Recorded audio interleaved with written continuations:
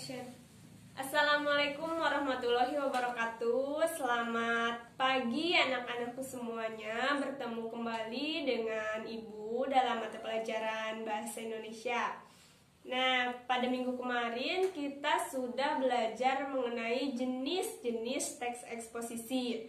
Ada 5 macam jenis teks eksposisi. Sekarang pada pembelajaran kali ini kita akan membahas mengenai unsur-unsur kebahasaan teks eksposisi. Apa saja sih unsur-unsur kebahasaan teks eksposisi itu?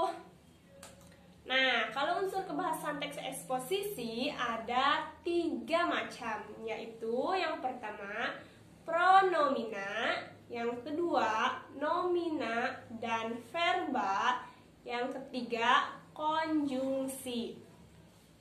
Nah, mari kita bahas satu persatu. Yang pertama pronomina. Apa ya yang dimaksud dengan pronomina itu? Pronomina atau kata ganti adalah jenis kata yang menggantikan nomina atau frasa nomina. Nah, pronomina ini dapat diklasifikasikan menjadi 2 macam, yaitu pronomina person dan pronomina non-person. Yang kedua, nomina dan verba. Nomina itu adalah kata benda. Nah, kata benda merupakan kata yang mengacu pada benda, baik nyata maupun abstrak. Dalam kalimat berkedudukan sebagai subjek, dilihat dari bentuk dan maknanya, ada yang berbentuk nomina dasar maupun nomina turunan. Nomina dasar contohnya, gambar, meja, rumah, pisau. Nah, itu kan nama-nama benda ya. Namun nomina turunan itu berbeda, contohnya perbuatan, pembelian, dan kekuatan.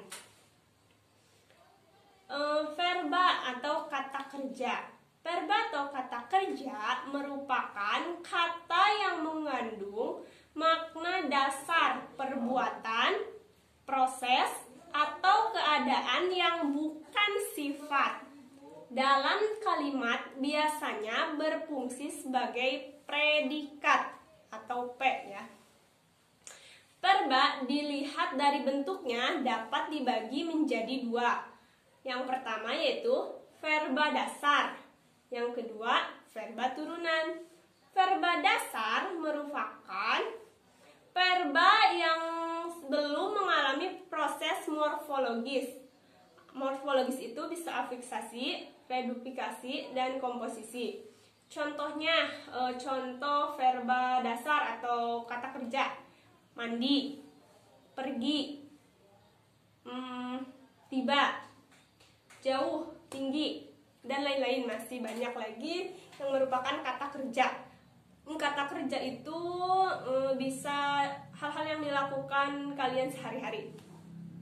Yang kemudian yang kedua yaitu verba turunan, merupakan verba yang telah mengalami perubahan bentuk karena proses morfologis seperti afiksasi, reduplikasi, dan komposisi. Contohnya melebur, mendarat, berlayar, berjuang, memukul-mukul, atau makan-makan. Nah, itu makan-makan merupakan contoh dari reduplikasi ya. Cirinya dari reduplikasi yaitu katanya yang diulang-ulang.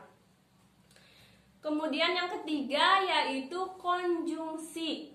Konjungsi dapat digunakan dalam teks eksposisi untuk memperkuat argumentasi.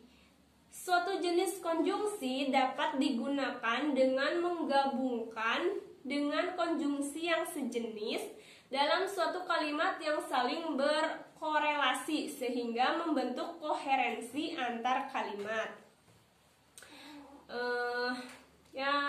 Nah, adapun berikut beberapa jenis konjungsi ya. Contohnya konjungsi yang bisa kita temukan di dalam sebuah teks eksposisi, yaitu yang pertama konjungsi waktu, yang kedua konjungsi gabungan, yang ketiga konjungsi pembatasan, Yang keempat, konjungsi tujuan. Yang kelima, konjungsi persyaratan. Dan yang keenam, konjungsi perincian. Nah, contohnya yang pertama yaitu konjungsi waktu. Konjungsi waktu misalnya sesudah, setelah, sebelum, lalu, kemudian, setelah itu. Nah, itu merupakan contoh dari konjungsi waktu. Kemudian yang kedua yaitu konjungsi gabungan. Konjungsi gabungan contohnya dan, serta, dengan. Yang ketiga, konjungsi pembatasan, kecuali, selain, asal. Konjungsi tujuan contohnya agar, supaya, untuk. Konjungsi persyaratan contohnya kalau, jika, jikalau, bila, bila mana, asal, asalkan, apabila.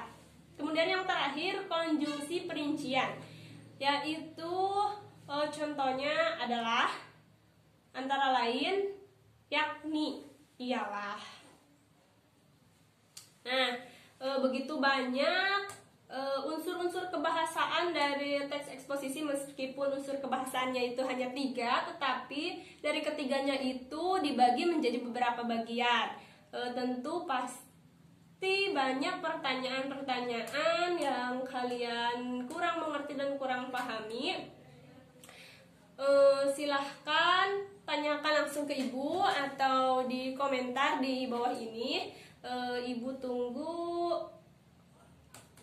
ininya ya, reaksi responnya dari kalian. Ibu cukupkan sekian dulu pertemuan kali ini. Wabillahi taufiq wal hidayah. Wassalamualaikum warahmatullahi wabarakatuh.